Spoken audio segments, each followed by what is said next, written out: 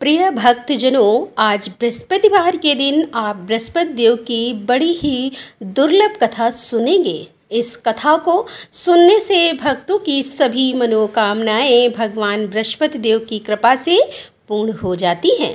तो आइए बड़े ही श्रद्धा और प्रसन्नचित मन से इस कथा को सुनते हैं। भारतवर्ष में एक प्रतापी और दानी राजा राज्य करता था। वह नित्य गरीबों और ब्राह्मणों की सहायता करता था। यह बात उसकी रानी को अच्छी नहीं लगती थी। वह ना ही गरीबों को दान देती, ना ही भगवान का पूजन करती थी और राजा को भी दान देने से मना किया करती थी। एक दिन राजा शिकार खेलने वन को गए हुए थे तो रानी महल में अकेली थी। उसी समय बृहस्पति देव साधु के भेष में राजा के महल में भिक्षा लेने के लिए गए और भिक्षा मांगी तो रानी ने भिक्षा देने से इनकार कर दिया और कहा कि हे साधु महाराज, मैं तो दान पुण्य से तंग आ गई हूँ। मेरा पति सारा धन लुटाते रहते हैं।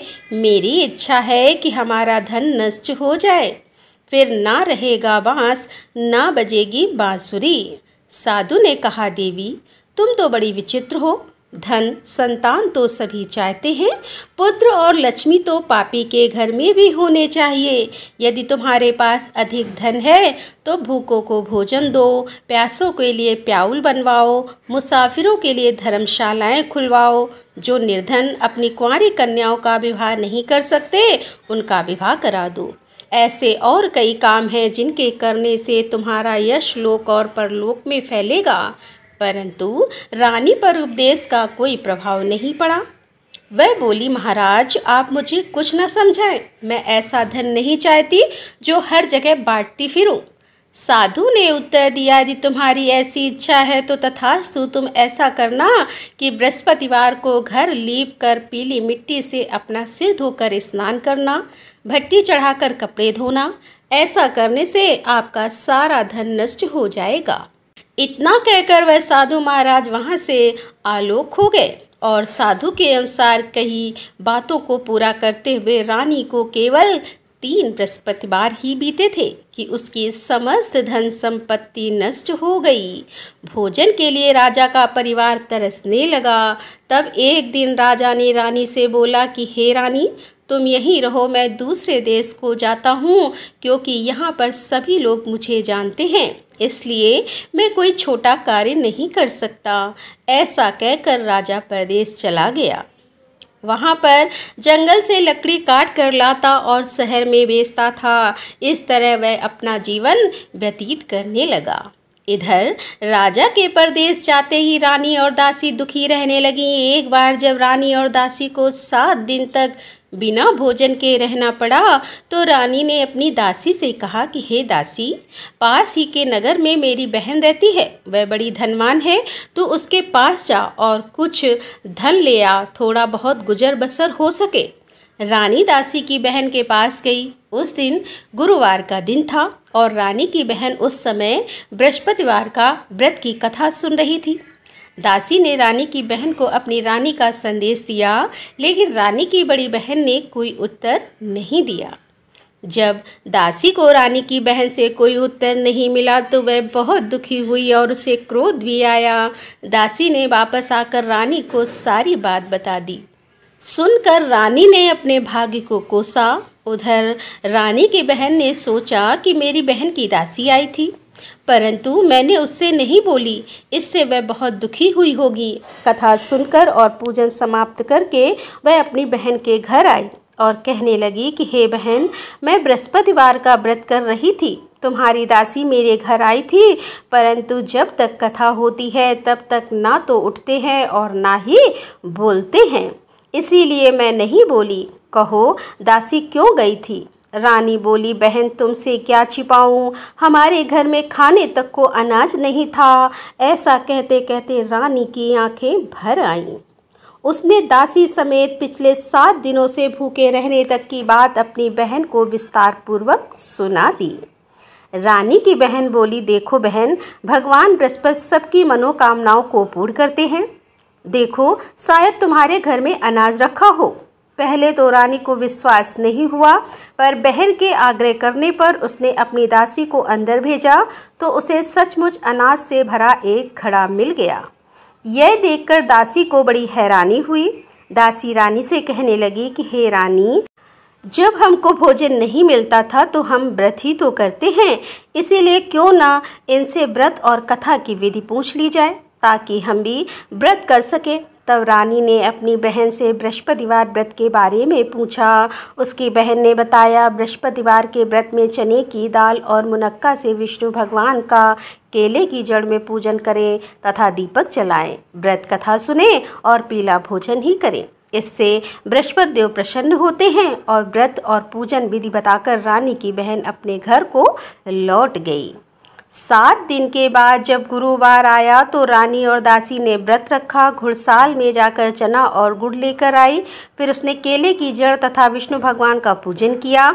अब पीला भोजन कहाँ से आए, इस बात को लेकर दोनों बहुत दुखी थीं, क्योंकि उन्होंने व्रत रखा था, इसीलिए बृहस्पति देव उनसे प्रसन्न थे। इसीलिए वे एक साधारण व्यक्ति का रूप धारण करके 2 थालों में सुंदर पीला भोजन दासी को दे गए और भोजन पाकर दासी बहुत प्रसन्न हुई और फिर रानी के साथ मिलकर भोजन ग्रहण किया।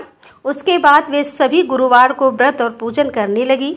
बृहस्पति भगवान की कृपा से उनके पास फिर से धन संपत्ति आ गई, परंतु रानी फिर से पहले की ही तरह आलस करने लगी।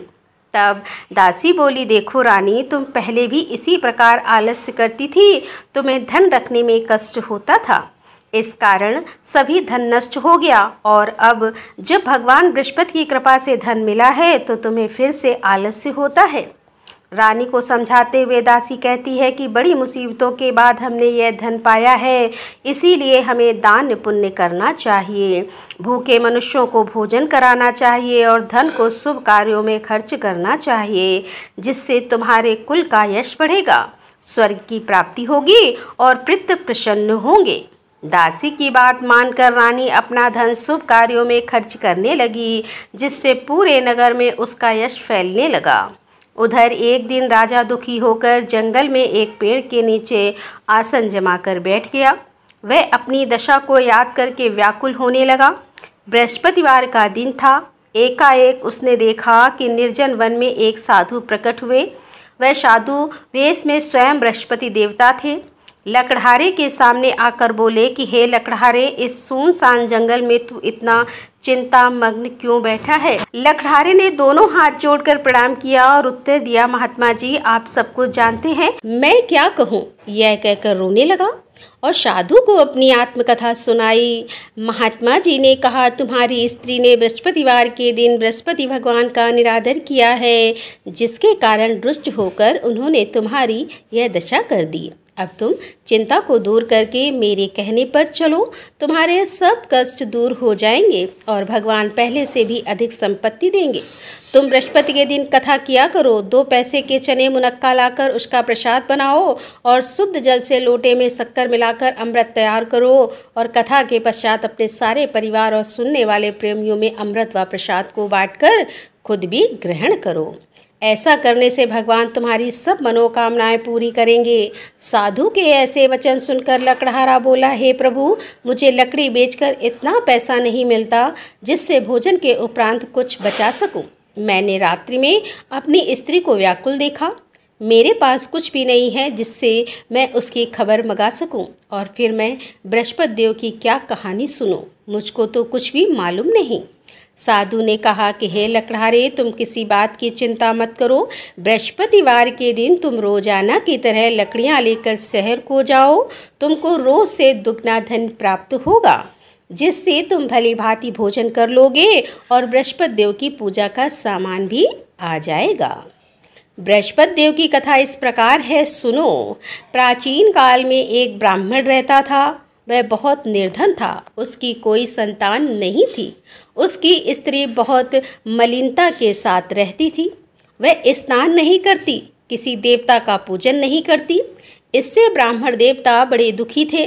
बेचारे बहुत कुछ कहते, किंतु उसका कुछ परिणाम नहीं निकला। भगवान की कृपा से ब्राह्मण की स्त्री के कन्या रूपी रत्न पैदा हुई। कन्या बड़ी होने पर प्रातः स्नान करके विष्णु भगवान का जाप और बृहस्पतिवार का व्रत करने लगी। अपने पूजन पाठ को समाप्त करके विद्यालय जाती तो अपनी मुट्ठी में जौ भर के ले जाती और पाठशाला के मार्ग में डालती जाती। तब ये जौ स्वर्ण के हो जाते तो लौटते समय उनको बीनकर घर ले आती। एक दिन वह बालिका सूप में उस सोने के जौ को फटक कर साफ कर रही थी कि उसके पिता ने देख लिया और कहा कि हे बेटी, सोने की जौ के लिए सोने का सूप होना चाहिए। दूसरे दिन बृहस्पतिवार था। इस कन्या ने व्रत रखा और बृहस्पति देव से प्रार्थना करके कहा कि मैंने आपकी पूजा सच्चे मन से की है तो मेरे लिए सोने का सूप दे दो। बृहस्पति देव ने उसकी प्रार्थना स्वीकार कर ली और रोजाना की तरह वह कन्या जौ फैलाती हुई जाने लगी। जब लौट कर जौ बीन रही तो बृहस्पति देव की कृपा से सोने का सूप मिला। उसे वह घर ले आई और उसमें जौ साफ करने लगी, परंतु उसकी माँ का वही ढंग रहा। एक दिन की बात है कि वह कन्या सोने के सूप में जौ साफ कर रही थी। उसी समय उस शहर का राजपुत्र वहां से होकर निकला। इस कन्या के रूप और कार्य को देखकर मोहित हो गया और अपने घर आकर भोजन और जल त्याग कर उदास होकर लेट गया। राजा को इस बात का पता लगा तो अपने प्रधानमंत्री के साथ उसके पास गए और बोले कि हे बेटा, तुम्हें किस बात का कष्ट है? किसी ने तुम्हारा अपमान किया है अथवा और कोई कारण है? हो सके तो मैं वही कार्य करूँगा जिससे तुम्हें प्रसन्नता हो। अपने पिता की राजकुमार ने बातें सुनी तो वह बोला, मुझे आपकी कृपा से किसी बात का कोई दुख नहीं है, किसी ने मेरा अपमान भी नहीं किया है, परंतु मैं उस लड़की से विवाह करना चाहता हूँ जो सोने के सूप में सोने के जौ साफ कर रही थी। यह सुनकर राजा आश्चर्य में पड़ गया और बोला, बेटा, इस तरह की कन्या का पता तुम लगाओ, मैं उसके साथ तेरा विवाह अवश्य करवा दूंगा। राजकुमार ने उस लड़की के घर का पता बताया। तब मंत्री उस लड़की के घर गए और ब्राह्मण देवता को सभी हाल बताया। ब्राह्मण देवता राजकुमार के साथ अपनी कन्या का विवाह करने के लिए तैयार हो गए तथा विधि विधान के अनुसार ब्राह्मण की कन्या का विवाह राजकुमार के साथ हो गया। कन्या के घर से जाते ही पहले की भांति उस ब्राह्मण देवता के घर में गरीबी का निवास हो गया। अब भोजन के लिए भी अन्न बड़ी मुश्किल से मिलता था। एक दिन दुखी होकर ब्राह्मण देवता अपनी पुत्री के पास गए। बेटी ने पिता की दुखी अवस्था को देखा और अपनी माँ का हाल पूछा। तब ब्राह्मण ने भी सभी हाल कहा। कन्या ने बहुत सारा धन देकर अपने पिता को विदा कर दिया। इस तरह ब्राह्मण का कुछ समय सुखपूर्वक व्यतीत हुआ। कुछ दिन के बाद फिर वही हाल हो गया। ब्राह्मण फिर अपनी कन्या के यहाँ गया और सारा हाल कहा तो लड़की बोली कि हे पिताजी, आप माताजी को यहाँ ले आओ, मैं उन्हें विधि बता दूंगी जिससे उनकी गरीबी दूर हो जाए। वह ब्राह्मण देवता अपनी स्त्री को साथ लेकर पहुँचे तो अपनी माँ को समझाने लगी कि हे माँ, तुम प्रातःकाल प्रथम स्नान आदि करके विष्णु भगवान का पूजन करो तो सब दरिद्रता दूर हो जाएगी। परंतु उसकी माँ ने एक भी बात नहीं मानी और प्रातःकाल उठकर अपनी पुत्री के बच्चों की जूठन को खा लिया। इससे उसकी पुत्री को भी बहुत गुस्सा आया। उसने एक रात को एक कोठरी में सारा सामान निकाल दिया और अपनी माँ को उसमें बंद कर दिया। प्रातः उसे निकाला तो स्नान आदि करा के पूजा पाठ करवाया तो उसकी माँ की बुद्धि ठीक हो गई। इसके बाद वह नियम से पूजा पाठ करती और प्रत्येक बृहस्पतिवार को व्रत रखने लगी। इस व्रत के प्रभाव से उसकी माता और पिता बहुत ही धनवान और पुत्रवान हो गए और बृहस्पति देवता के प्रभाव से इस लोक के सुख को भोग कर अंत में स्वर्ग को प्राप्त हुए। इस तरह कहानी कहकर साधु देवता वहां से अंतर्ध्यान हो गए। धीरे धीरे समय व्यतीत होने पर फिर वही बृहस्पतिवार का दिन आया। लकड़हारा जंगल से लकड़ी काटकर किसी शहर में बेचने गया। उसे उस दिन और से अधिक धन मिला। राजा ने चना गुड़ आदि लाकर गुरुवार का व्रत किया। उस दिन से उसके सभी कलेश दूर हो गए। परंतु जब दोबारा गुरुवार का दिन आया तो बृहस्पतिवार का व्रत करना भूल गया। इस कारण बृहस्पति भगवान नाराज हो गए और उस दिन उस नगर के राजा ने विशाल यज्ञ का आयोजन किया था तथा शहर में यह घोषणा करा दी कि कोई भी मनुष्य अपने घर में भोजन ना बनाए, ना आग जलाए, समस्त जनता मेरे यहाँ भोजन करने आए। इस आज्ञा को जो ना मानेगा उसे फांसी की सजा दी जाएगी। इस तरह की घोषणा संपूर्ण नगर में करवा दी गई। राजा की आज्ञा के अनुसार शहर के सभी लोग भोजन करने गए, लेकिन लकड़हारा कुछ देर से पहुंचा, इसीलिए राजा उसको अपने साथ घर ले गए और ले जाकर भोजन करा रहे थे तो रानी की दृष्टि उस खूंटी पर पड़ी जिस पर उसका हार लटका हुआ था। वह वहां पर दिखाई नहीं दिया। रानी ने निश्चय किया कि मेरा हार इस मनुष्य ने चुरा लिया है। उसी समय सिपाहियों को बुलाकर उसको कारागार में डलवा दिया। जब लकड़हारा कारागार में पड़ गया और बहुत दुखी होकर विचार करने लगा कि ना जाने कौन से पूर्व जन्म के कर्म से मुझे यह दुख प्राप्त हुआ है, और उसी साधु को याद करने लगा जो कि जंगल में मिला था। उसी समय तत्काल बृहस्पति देव साधु के रूप में प्रकट हुए और उसकी दशा को देखकर कहने लगे, अरे मूर्ख, तूने बृहस्पति देव की कथा नहीं करी, इस कारण तुझे दुख प्राप्त हुआ है। आप चिंता मत कर, बृहस्पतिवार के दिन कारागार के दरवाजे पर 4 पैसे पड़े मिलेंगे। बृहस्पतिवार के दिन कारागार के दरवाजे पर 4 पैसे पड़े मिलेंगे। उससे तू बृहस्पति देव की पूजा करना, तेरे सभी कष्ट दूर हो जाएंगे। बृहस्पतिवार के दिन उसे 4 पैसे मिले। लकड़हारे ने एक कथा कही। उसी रात को बृहस्पति देव ने उस नगर के राजा को स्वप्न में कहा कि राजा, तुमने जिस आदमी को कारागार में बंद कर दिया है वह निर्दोष है, वह राजा है, उसे छोड़ देना। रानी का हार उसी खूंटी पर लटका है। अगर तू ऐसा नहीं करेगा तो मैं तेरे राज्य को नष्ट कर दूंगा। इस तरह रात्रि के स्वप्न को देखकर राजा प्रातः काल उठा और खूंटी पर हार देखकर लकड़हारे को बुलाकर क्षमा मांगी और लकड़हारे को योग सुंदर वस्त्र आभूषण देकर विदा कर दिया। बृहस्पति देव की आज्ञा के अनुसार लकड़हारा अपने नगर को चल दिया। राजा जब अपने नगर के निकट पहुंचा तो उसे बड़ा आश्चर्य हुआ। नगर में पहले से अधिक बाग, तालाब, कुएं तथा बहुत सी धर्मशालाएं, मंदिर आदि बन गई हैं। राजा ने पूछा, यह किसका बाग और धर्मशाला है? तब नगर के सब लोग कहने लगे, यह सब रानी और बांदी के हैं। तो राजा को आश्चर्य हुआ और गुस्सा भी आया। जब रानी ने यह खबर सुनी कि राजा आ रहे हैं तो उन्होंने दासी से कहा कि दासी देख, राजा हमको कितनी बुरी हालत में छोड़ गए थे। हमारी ऐसी हालत देखकर वह लौट ना जाएं, इसीलिए तू दरवाजे पर खड़ी हो जा। आज्ञा के अनुसार दासी दरवाजे पर खड़ी हो गई। राजा आए तो उन्हें अपने साथ लेकर आई। तब राजा ने क्रोध करके अपनी रानी से पूछा कि यह धन तुम्हें कैसे प्राप्त हुआ? तब उन्होंने कहा, हमें यह सब धन बृहस्पति देव के इस व्रत के प्रभाव से प्राप्त हुआ है। राजा ने निश्चय किया कि 7 रोज बाद तो सभी बृहस्पति देव का पूजन करते हैं, परंतु मैं प्रतिदिन दिन में 3 बार कहानी और रोज व्रत किया करूंगा। अब हर समय राजा के दुपट्टे में चने की दाल बंधी रहती और दिन में 3 बार कहानी कहते। एक रोज राजा ने विचार किया कि चलो अपनी बहन के यहाँ हो आए। इस तरह निश्चय करके राजा घोड़े पर सवार होकर अपनी बहन के यहाँ को चलने लगा। मार्ग में उसने देखा कि कुछ आदमी एक मुर्दे को लिए जा रहे हैं। उन्हें रोककर राजा कहने लगा, अरे भाइयों, मेरे बृहस्पति देव की कथा सुन लो। वे बोले, लो, हमारा तो आदमी मर गया है, इसको अपनी कथा की पड़ी है। परंतु कुछ आदमी बोले, अच्छा कहो, हम तुम्हारी कथा भी सुनेंगे। राजा ने दाल निकाली और जब कथा आदि हुई कि मुर्दा हिलने लगा, और जब कथा समाप्त हो गई तो राम राम करके मनुष्य उठकर खड़ा हो गया।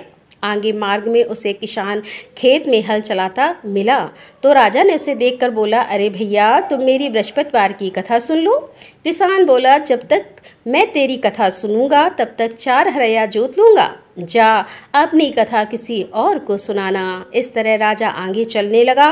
राजा के हटते ही बैल पछाड़ खाकर गिर गए और किसान के पेट में बड़ी जोर का दर्द होने लगा। उस समय उसकी माँ रोटी लेकर आई और उसने जब यह देखा तो अपने पुत्र से सब हाल पूछा और बेटे ने सभी हाल कह दिया। तो बुढ़िया दौड़ी दौड़ी उस घुड़सवार के पास गई और उससे बोली कि मैं तेरी कथा सुनूंगी, तू अपनी कथा मेरे खेत पर चलकर ही कहना। राजा ने बुढ़िया के खेत पर जाकर कथा कही, जिसके सुनते ही वह बैल उठकर खड़े हुए तथा किसान के पेट का दर्द भी बंद हो गया। राजा अपनी बहन के घर पहुंचा। बहन ने भाई की खूब मेहमानी की। दूसरे रोज प्रातःकाल राजा जगा तो वह देखने लगा कि सब लोग भोजन कर रहे हैं। राजा ने अपनी बहन से कहा, ऐसा कोई मनुष्य है जिसने भोजन नहीं किया हो, मेरे बृहस्पतिवार की कथा सुन ले। बहन बोली कि हे भैया, यह देश ऐसा है कि पहले यहाँ लोग भोजन करते हैं और बाद में अन्य काम करते हैं। अगर कोई पड़ोस में हो तो देखाऊं। वह ऐसा कहकर देखने चली गई, परंतु उसे कोई ऐसा व्यक्ति मिला ही नहीं जिसने भोजन ना किया हो। अतः वह एक कुम्हार के घर गई जिसका लड़का बीमार था। उसे मालूम हुआ कि उसके यहाँ 3 रोज से किसी ने भोजन नहीं किया है। रानी ने अपने भाई की कथा सुनने के लिए कुम्हार से कहा तो वह तैयार हो गया। राजा ने जाकर बृहस्पतिवार की कथा कही, जिसको सुनकर उसका लड़का ठीक हो गया। अब तो राजा की प्रशंसा होने लगी। एक रोज राजा ने अपनी बहन से कहा कि हे बहन, हम अपने घर को जाएंगे, तुम भी तैयार हो जाओ। राजा की बहन ने अपनी सास से कहा तो सास ने कहा, हाँ चली जा, परंतु अपने लड़के को मत ले जाना, क्योंकि तेरे भाई की तो औलाद औलाद ही नहीं है। बहन ने अपने भैया से कहा कि भैया, मैं तो चलूँगी पर कोई बालक नहीं चलेगा। तो राजा बोला, जब कोई बालक ही नहीं चलेगा तब तुम ही क्या करोगी। बड़े दुखी मन से राजा अपने नगर को लौट आया। राजा ने अपनी रानी से कहा कि हम निर्वंशी हैं, हमारा मुँह देखने का धर्म नहीं है और कुछ भोजन आदि नहीं किया है। रानी बोली, हे प्रभु, बृहस्पति देव ने हमें सब कुछ दिया है, वह हमें औलाद अवश्य देंगे। उसी रात को बृहस्पति देव ने राजा से स्वप्न में कहा कि हे राजा, उठो, सभी सोच त्याग दो, तेरी रानी गर्भ से है। और राजा को यह बात सुनकर बड़ी खुशी हुई।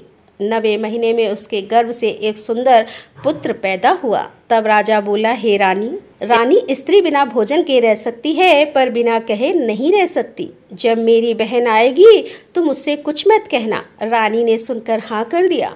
जब राजा की बहन ने यह शुभ समाचार सुना तो वह बहुत खुश हुई और बधाई लेकर अपने भाई के यहाँ आई।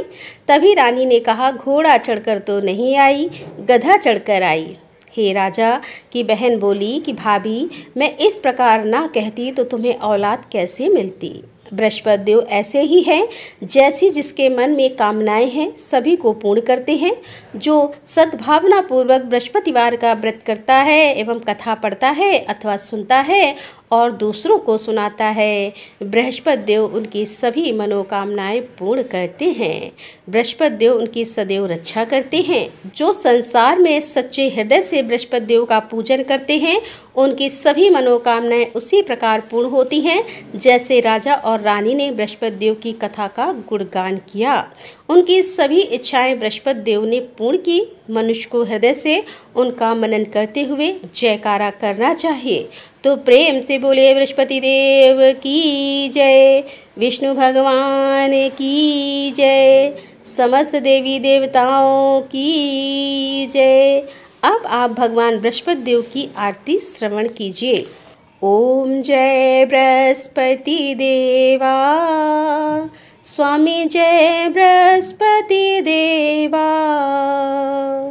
छिन छिन भोग लगाऊं, कंदली फल मेवा।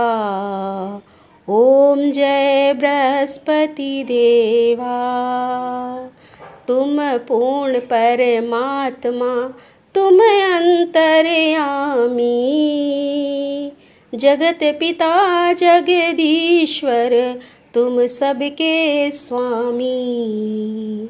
ओम जय बृहस्पति देवा। चरणामृत निज निर्मल, सब पातक हरता, सकल मनोरथ दायक, कृपा करो भरता। ओम जय बृहस्पति देवा।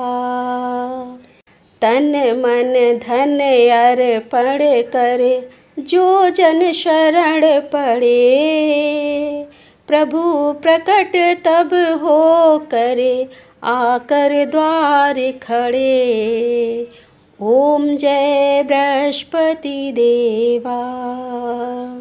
दीन दयाल दयानिधि, भक्तन हितकारी, पाप दोष सब हरता, पाप दोष सब हरता, भवबंधन हारी। ओम जय बृहस्पति देवा। सकल मनोरथ दायक सब संचय तारो, विषय विकार मिटाओ संतन सुखकारी। ओम जय बृहस्पति देवा। जो कोई आरती तेरी प्रेम सहित गावे, चेष्ट निष्ठानंद बंद सो निश्चय ही पावे। ओम जय बृहस्पति देवा। ओम जय बृहस्पति देवा। स्वामी जय बृहस्पति देवा। प्रेम से बोलिए भगवान बृहस्पति देव की जय। बोलिए भगवान श्री लक्ष्मी नारायण की जय। आपको आज की कथा पसंद आए, आरती पसंद आए तो वीडियो को लाइक कीजिएगा, शेयर कीजिएगा और कमेंट में भगवान बृहस्पति देव जी की जय लिखिएगा और चैनल को भी सब्सक्राइब कीजिएगा। तो प्रेम से बोलिए बृहस्पति देव की जय।